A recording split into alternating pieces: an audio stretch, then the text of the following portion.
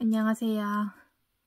최근에 제가 코막힘으로 정말 고생을 하고 있는데요.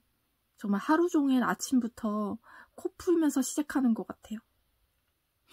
약도 정말 몇 주째 먹고 있는지 모르겠어요. 최근에는 진짜 코막힘이 심해져가지고 두통까지 오더라고요. 두통약을 먹어도 2시간 정도 되면 다시 아프고 속도 안 좋아지고 제가 진짜 위도 약하거든요.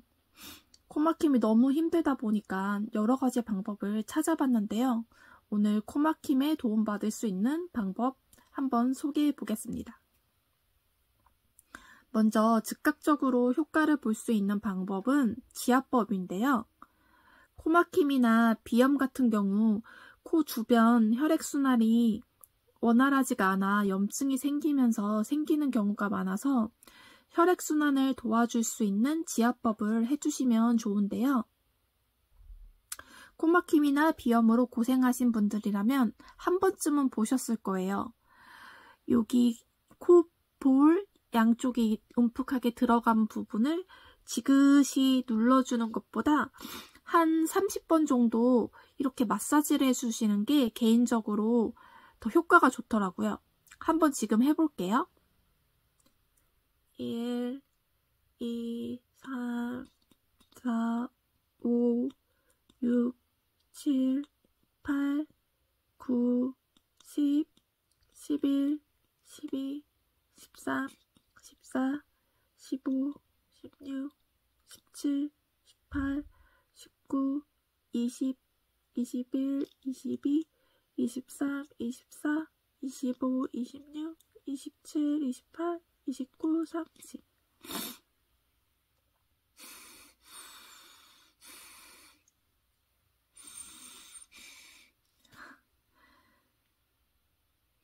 약간 일시적으로 좀 코가 뻥 뚫리는 느낌이 나긴 합니다.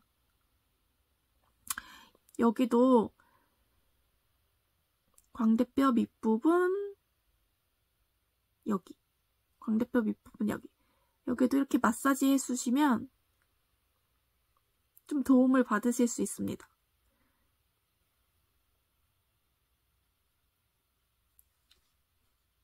한번 해보세요. 저도 처음에는 이거 한다고 되겠어? 생각했거든요. 근데 생각보다 효과가 좋습니다. 약간 일시적이지만 답답했던 코가 뻥 뚫리는 기분을 느끼실 수 있으실 거예요.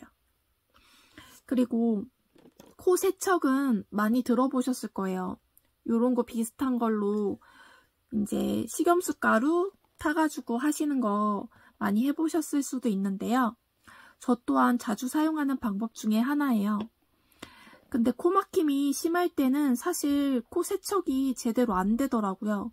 이게 물이 통과돼서 나와야 되는데 나가지가 않고 약간 엉뚱한 데로 가는 경우도 있고 잘 안 되더라고요. 그래서 차라리 그럴 때에는 따뜻한 증기를 쐬어주는 게 개인적으로 더 좋은 것 같아요. 아니면 따뜻한 수건으로 코 주변을 이렇게 찜질을 해주시는 거예요.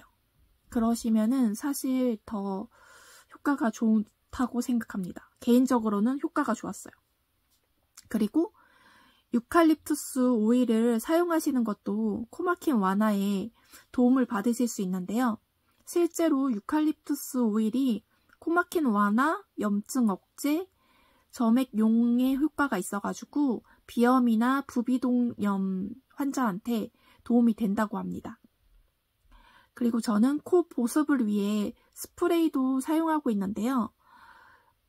오트리빈 같은 이제 스프레이는 자주 사용하면 오히려 코 점막이 건조해져서 안 좋다고 하기도 하더라고요. 그래서 식염수에 이제 보습 성분이 있는 스프레이를 사용하고 있는데 이거를 사용해주면 코 보습에도 도움을 받을 수 있습니다. 그리고 바세린을 이제 면봉에 살짝 묻혀가지고 코털 있는 부위 있잖아요.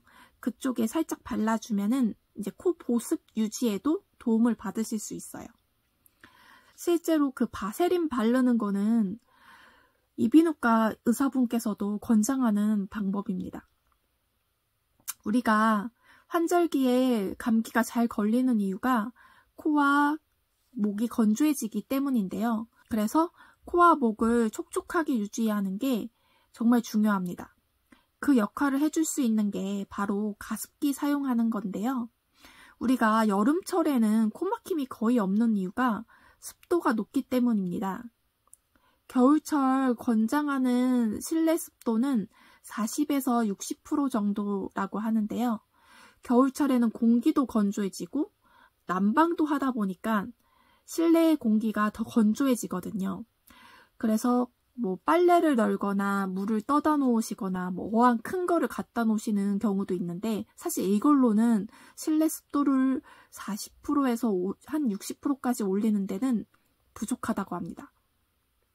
코와 목의 건강을 위해서는 가습기를 사용하시는 게 사실 가장 좋은 거죠. 가습기 중에서도 종류가 많은데요. 무엇보다 이제 세균으로부터 안전해야 되잖아요. 그래서 초음파 가습기인데 UV 살균 기능이 있는 제품이나 가열식 가습기를 사용하시는 것을 추천합니다. 특히 가열식 가습기의 경우 전기포트처럼 물을 가열해가지고 증기가 나오는 방식으로 물을 끓여서 나오기 때문에 세균으로부터 안전한 가습기입니다. 저도 현재는 초음파 가습기를 사용하고 있는데 가열식 가습기를 알아보고 있는 중이에요. 추후 사용 후기에 대해 영상을 한번 제작해 볼게요. 저는 사실 코골이도 심하고 자도 너무 피곤해가지고 작년에는 제가 수면 다인 검사까지 받았는데요. 검사를 하면서 코 상태를 봤었는데 비중격이 정말 많이 휘어있다고 하더라고요. 그러다 보니 코막힘도 심해지고 무엇보다 잘 때 정상인은 산소 포화도가 93% 이상이라고 해요. 그런데 저는 88%가 나왔는데요. 이 88%가 중증 수치라고 합니다. 심장박동수도 정상인은 수면 시 80회 이하로 나오는데요. 저는 117이 나왔습니다. 자면서도 뇌로 산소가 가지 못하니까 심장이 더 빨리 뛰면서 일을 하는 거죠. 수치가 중증이라 수술 권유도 받았는데요. 주변에 코골이 수술하시는 분들 후기 들어보면 재발한다는 말도 많고 부작용도 걱정돼서 현재는 양압기를 사용하고 있어요. 문제는 코막힘이 심해져가지고 양압기를 쓰면 더 답답해가지고 최근에는 거의 사용을 못하고 있습니다. 그래서 수술을 하려고 해도 야근도 많고 남아있는 연차가 없습니다. 그래서 코막힘에 좋은 방법들을 이 방법 저 방법 알아보면서 막 시도해보고 있는 상황인데요. 개인적으로 효과가 있었던 방법은 코 지압법, 여기 마사지 자주 해주시는 거고, 사실 이렇게 지압을 해줘도 다음날 아침 되면은 또 막혀요. 그래서 자면서라도 코 보습에 도움을 줄 수 있는 가습기를 사용하시는 것이 더 좋습니다. 비염, 코막힘으로 고생하시는 분들 조금이나마 도움이 되셨으면 좋겠고요. 모두 편안한 밤 되시길 바랍니다.